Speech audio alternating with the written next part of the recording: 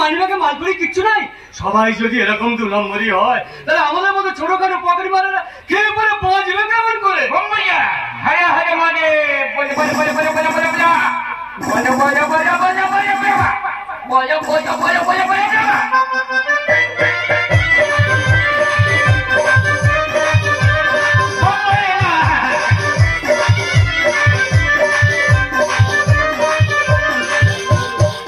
এই মরেছে চোরের কাছে আবার সাধু মহারাজ আসা গেল। নমস্কার নমস্কার সাধু বাবা, আপনার শ্রী চরণের সাথে করি প্রণাম।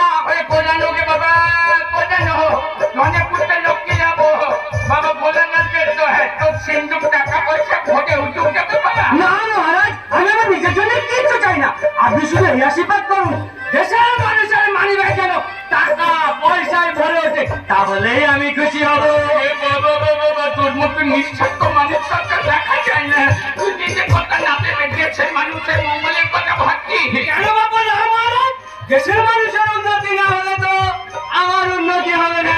একদম ঠিক কথা বলেছি, এই জন্য আমি একদিন সংসার ত্যাগ করেছিলাম। 25 বছর আমি হরিদ্বারে ধ্যানে বসেছিলাম, তারপর দেবাদিদেব মহেশ্বর আমাকে আদেশ করলেন যা মনুষ্য সমাজে ফিরে যায়, সেখানে গিয়ে মানুষের মঙ্গলের জন্য কাজ কর। তাই তো এখানে চলে এসেছি মানুষের দুঃখ কষ্টের বোঝা হালকা করতে। আমিও তাই করি মহারাজ, অন্যের বোঝা হাত সাফাই করে অন্যের বোঝা হালকা করে নিজের মাথায় তুলে। এই সেই পকেট মার কিরে শালা, কতদিন ধরে তোর ধান্দা চলছে? বাঁচতে চাস তো ভালো ভালো আমার মানিব্যাগে ফেরতে, নাহলে আমার মার মারবো। এই যে ওর সামনে কথা বলবেন, গরিব মানুষেরও আমার একটা মান ইজ্জত আছে। তোর মা নিজেদের কাঁথায় আগুন শালা, 500 টাকা সময় আমার মানিব্যাগ থেকে হগড়ে দিয়েছে। মানিব্যাগে মাত্র 50 মানে কত টাকা ছিল আমি কি করে জানবো? খুশিতে 10 টাকা ফেলে দিলে তুই সব জানতে পারবি। তুই তুই নিশ্চয়ই সেই ছেলে না যা রাজকুমার।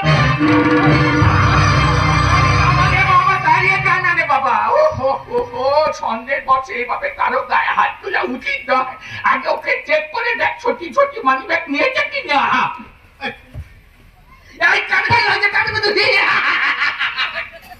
এই তো এই দেখুন মহারাজ, এ আমার সেই মানিব্যাগ। সম্পূর্ণ ঘর হারের মধ্যে এই টাকা পয়সা ঠিক টাকা দিনে বুঝিয়ে দেয়। চুরি করে দেখছিস মহারাজ, 500 টাকাই আছে। না মহারাজ, ওমি তো আছে মানিব্যাগে মাত্র 50 টাকা আছে, আরে ফুটানি করে বলে কিনা 500। বেশ করেছি, 50 টাকা কি ফেললে নাকি? আজ মেরে তোর ঘরে ম্যাপে বলো। ওরে বাবা দাঁড়িয়ে জানায় ওই দেখো কথা কথা মারতে আছে, কথা কথা মারতে আছে। ওরে বাবা এভাবে আইন হাতে তুলে নিও না, পুলিশের ঝামেলা পড়ে যাবে। তার চেয়ে বরং চলো না ওকে সবাই মিলে থানায় জমা করে দিন, যা করার পুলিশ করবে। না মহারাজ, আমাকে পুলিশে দেবেন না, দয়া করে আমাকে ছেড়ে দেবো কি রে? তোর মতো পাপের ওদারকে শাস্তি দেওয়ার জন্য পাহাড় থেকে নিচে নেমে এসেছি, চল থানায় চল। আর তোরা আমার সঙ্গে সাক্ষী দেওয়ার জন্য চলে চলে। এই মরেছে, শুনেছি বাঘে ছুঁলে 18 গ্রাম, আর পুলিশের ছুঁলে তো কথাই নেই 108। ওরে বাবা, তারপর মাসে 3 বার করে থানায় যেতে হবে, কোর্টে যেতে হবে। সব ঝামেলার মধ্যে আমি নেই মহারাজ। তাছাড়া ব্যাগ যখন ফেরত পেয়ে গেছি তখন আমি চললাম। কোথায় যাচ্ছি রে বাবা? তুই চলে গেলে তুই তো যাবে থানায়, চাকরি করবে, ব্যাগের মালিক তো তুই। যা করুন আপনি করুন মহারাজ, আমি সাত করে আর ছাড়ের মাসকে নিজের পেছনে টেনে আনতে চাই না। চললাম মহারাজ, নমস্কার।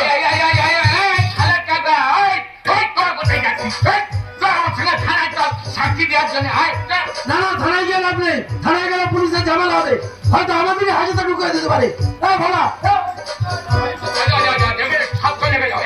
ভেবেছি সবাই চলে গেছে বলে আমি তোকে ছেড়ে দেবো, আমি তোকে একটা থানায় নিয়ে যাবো। চল থানায় চল, চল থানায় চল। না মহারাজ, দয়া করে আমাকে ছেড়ে দিন, আমি মালিক বলছি, এরকম কাজ কখনো করবো না। কেন করবি না? 100 বার করবি, 1000 বার করবি, সাবধানে করবি, মুখের মধ্যে ধরা করবি। ঠিক আছে বল, বাবা ঠিক কথা বলেছি তো রে বাবা। ভাগ্যে সেখানে দাঁড়িয়েছিলাম, পুলিশের জনতার দোলাই থেকে তোকে কেমন বাঁচিয়ে দিলাম। সত্যি করে বলুন তো মহারাজ, আপনি কে? কোথাকার মহারাজ? আমি তোর মতো আরেকটা মাল এই অঞ্চলে নতুন এসেছি, লোকে আমাকে ভালোবেসে নাম দিচ্ছে রাজকুমার, চোরের রাজা রাজকুমার।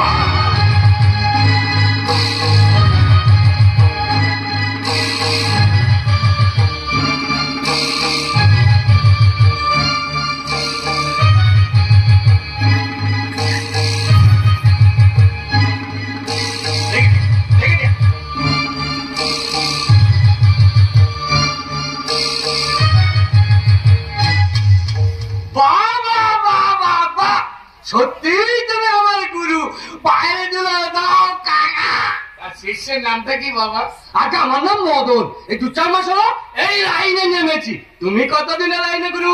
সে কি আর মনে আছে রে? তবে তবে লোকের মুখে শুনেছি আমার জন্মাবার সময় আমার ডান হাতের মুঠোটা এইভাবে বন্ধ করা ছিল। সবাই অনেক চেষ্টা করে মুঠো খুলে কি পাওয়া গেল জানিস? কি পাওয়া গেল গুরু?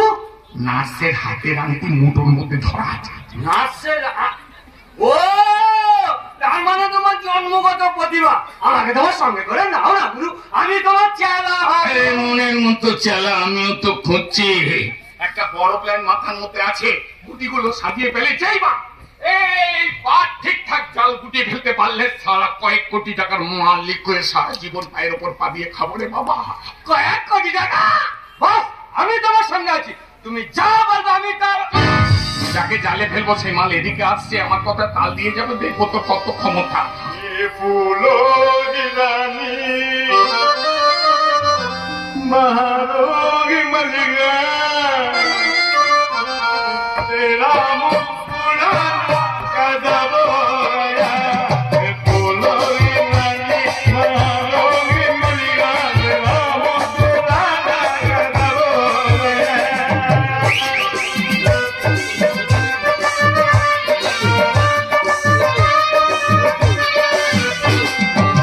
নমস্কার গণেশ দা। গণেশকে? আমি গণেশ না, আমার নাম কার্তিক, শ্রীমান কার্তিক কুমার সরকার। ভুলে গেছে। কার্তিক দা ভালো আছেন তো? না না, কেমন করে ভালো থাকবো? লকডাউনের পর থেকে মদের দাম বেড়ে ডবল হয়ে গেল। আপনি আমাকে চিনেন কেমন করে? বাবা, সরকার বাড়ির কার্তিক দাকে কে না চেনে? এই অঞ্চলের সব মদের দোকানে তো আপনার নামে মাসকাবারির খাতা খোলা আছে। ছিল, একেবারে সেটাই ছিল। সেই চমন এখন নেই কাকা বাবু। ও তো মরা হাতির দাম লাখ টাকা। সরকার তো শুনছি আপনাকে মাতাল সাহেব ফালকে পুরস্কার দেওয়ার জন্য বসে আছে।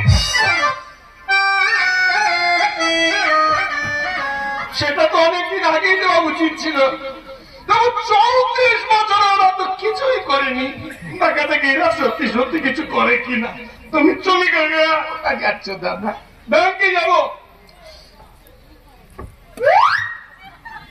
একটু এদিকে শুনুন, বলি কিছুক্ষণ আগে 5,000 টাকা রোজগার হয়েছে।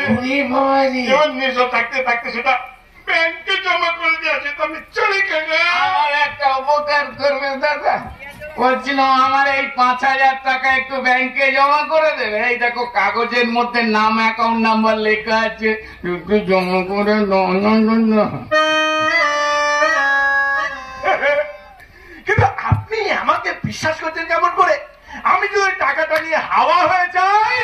আরে না না, যারা মদ খায় তারা খুব ভালো মনের মানুষ হয়। মাতালেরা কখনো বেইমানি করে না। একদম একদম আবার গেল। একদম ঠিক কথা বলেছে। দিন টাকাটা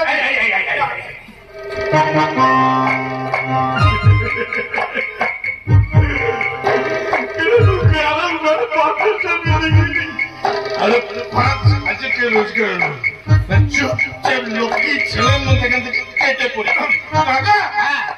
ওই তার আমি চলে গেল। একটু সাবধানে। কার্তিক দা দাঁড়িয়ে যাও। বাবা টাকাটা কিভাবে নিয়ে যাচ্ছে দেখো, বুক পকেটে নিয়ে যাচ্ছে, অর্ধেক তো দেখা যাচ্ছে। ওরে বাবা রে, ব্যাংকের নিচে কত রকম পকেট বানাচ্ছে, কখন পুক করে চলে নেবে বুঝতেও পারবে না। আরে টাকা কি করে লুকিয়ে নিয়ে যেতে সেই কায়দা জানো না? না, টাকাটা তো আমি তোমায় শিখিয়ে দিচ্ছি, টাকা কিভাবে লুকিয়ে নিয়ে যেতে হয়। দাও টাকা, দাও টাকা দাও। এই টাকা আমার পকেটে এই খবরের কাগজ আছে। এই দেখো, এই খবরের কাগজের মধ্যে টাকাটা কেমন পাট করে রেখে দিচ্ছি। দেখো, এই এক পাট করলাম। এই এবার আপনার নিজের টাকাটা দিন।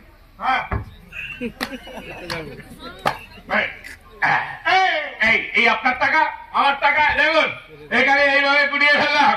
আর পেটের ভেতরে কিভাবে ঢুকিয়ে রাখছি দেখুন। এই পেটের ভেতর এইভাবে গুজে রেখে দিলাম। বাইরে থেকে জামাটা ফেলে দিলাম। বাইরে থেকে দেখে বোঝা যাচ্ছে আমার কাছে যতগুলো টাকা আছে।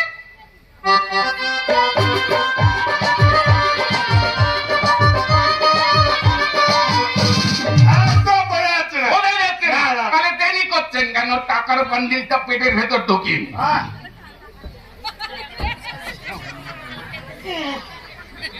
দেখুন তো আমাকে এখন দেখে বোঝা যাচ্ছে না না, ক্যালানে কার্তিকের মতো কিচ্ছু বোঝা যাচ্ছে না, কিছু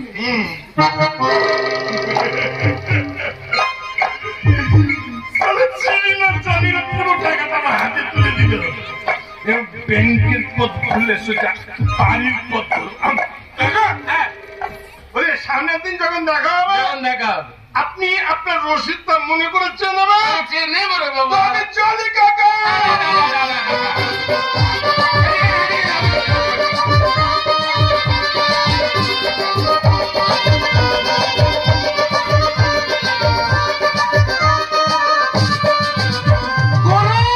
এটা কি হলো?